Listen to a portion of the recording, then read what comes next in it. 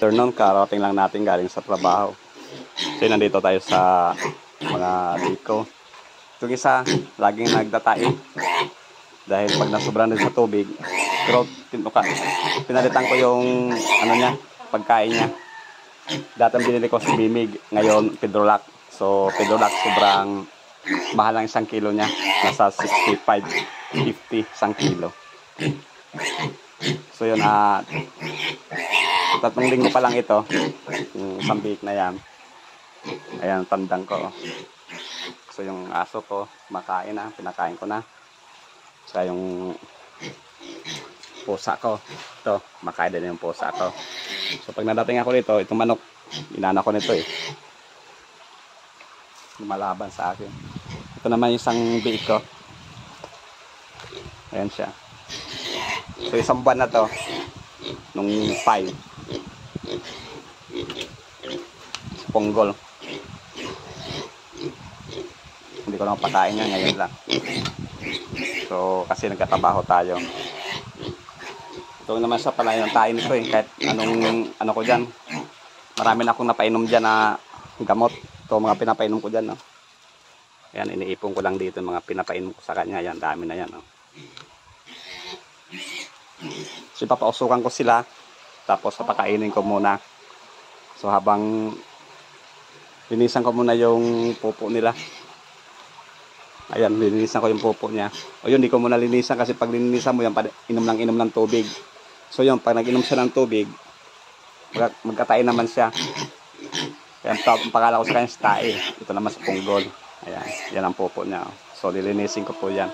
Tapos pakainin ko naman itong tandang ko. Saka yung isang manok ko doon nakakulong.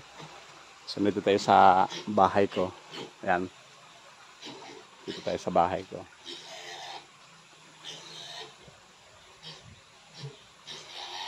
Ayan. So yun, linisan ko muna yung pupo nila. So yun, napausukan ko na sila. Ayan. Ayan. Pausukan ko na. At pinakain ko na din sila. Ayan.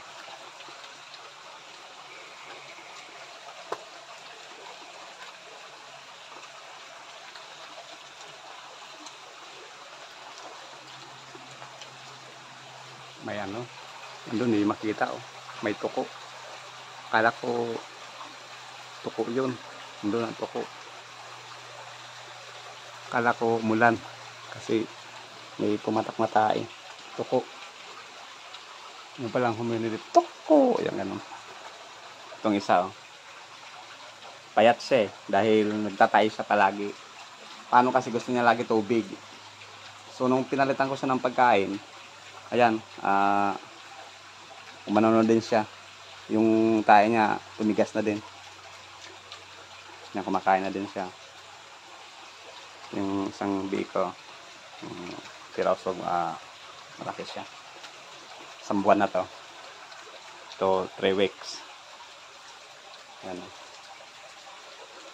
So na napalingasan ko na din sila. Oh. Pausok yan para sa lamok. So, pakainin ko ng tandang ko. Feeds din ang pakain ko dyan. Saka yung isang manok ko nakakulong. So, bubuksan natin yung bahay. Kasi magbibihis din ako. Kasi ganun tayo sa trabaho. Kunin natin yung susi sa bag. Yan ang ano ko dito. May trabaho tayo kasi kailangan natin magtrabaho. Dahil sa mga alaga natin ano dito sa bukid sa ilog, bahay sa ilog ko. Ayan.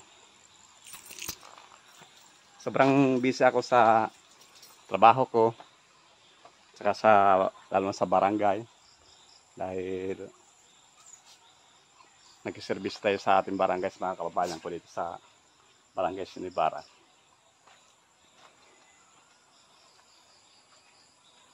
Sabi ng kapitbahay ko, may narinig daw sila na may umano na saging dyan.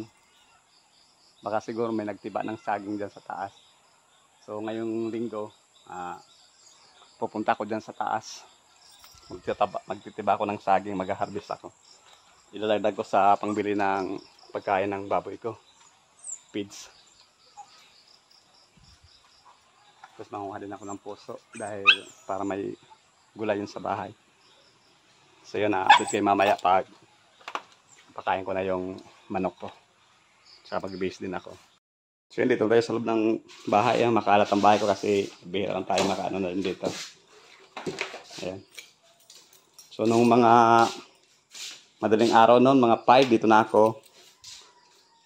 Madilim dito ko binuksan yung ilaw. Pag bukas ko rito sa pinto, tapos dito pag ano ko ng CR, pagbukas ko sa CR, dito pagbukas ko sa CR, pag ano ko may bilis na gumapang dito. Pagtingin ko, ahas, kaya muntik na akong matuklaw ng ahas. Mabuti na pansin ko, mabilis siyang gumapang eh. So papailawan ko na din yung ano ko, yung bake ko. Ito yung loob ng kwarto dito. Ayan, mga gamit ko din. So yan, sasaksak ko yung ano ng ano ko para doon sa baboy, yung ilaw niya. So yun, update mamaya kasi pakainin ko din mga manok ko. So yun, pakainin natin yung manok ko.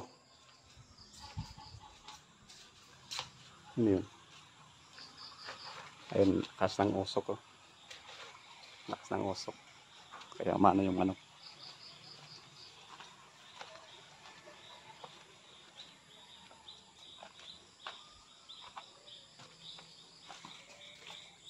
Yan, isang manok ko rito.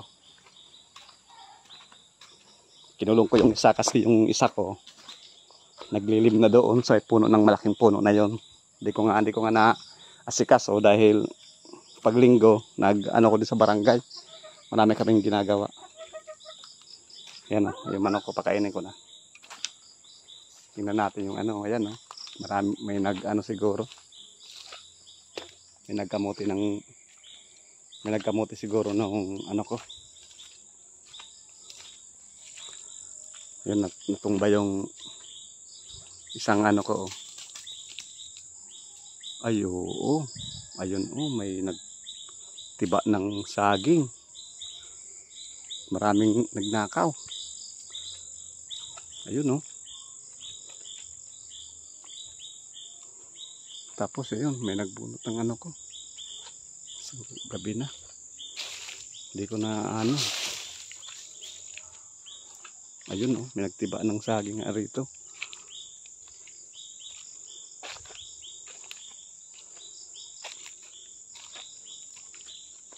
Baka may nagkamuti na dito ng ano ko. Kamuting baging ko. Kasi hindi ko na napupuntahan dito eh. Ayun, tinira nga yung malaking puno dito.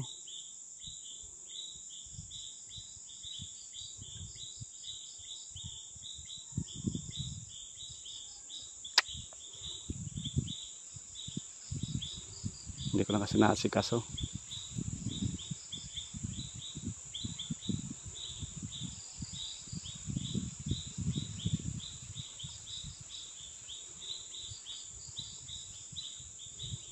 Ayan tinipa ng saging ko.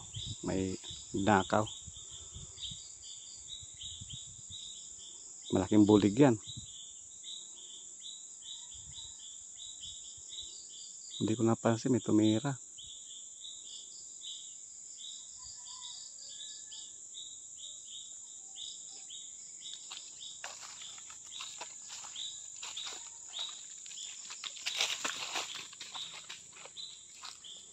May tumira ng ano ko, saging.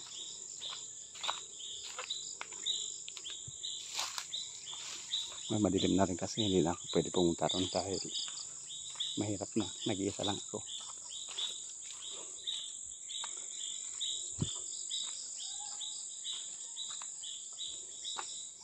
Ito yung mga kamuting ano ko. Ayan niya, matumba na yung gabi ko. Baka may nag-ano nga siguro.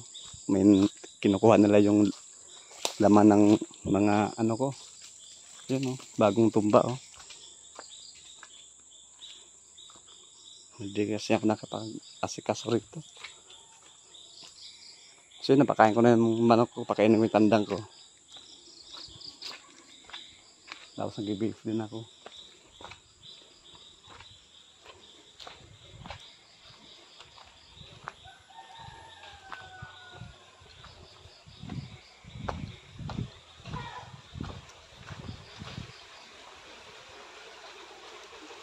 Ayan.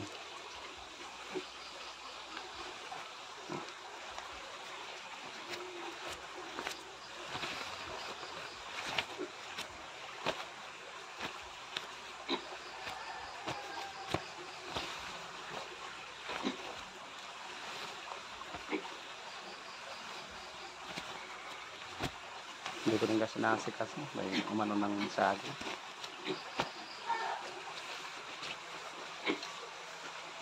Yan, kumakain pa rin sila.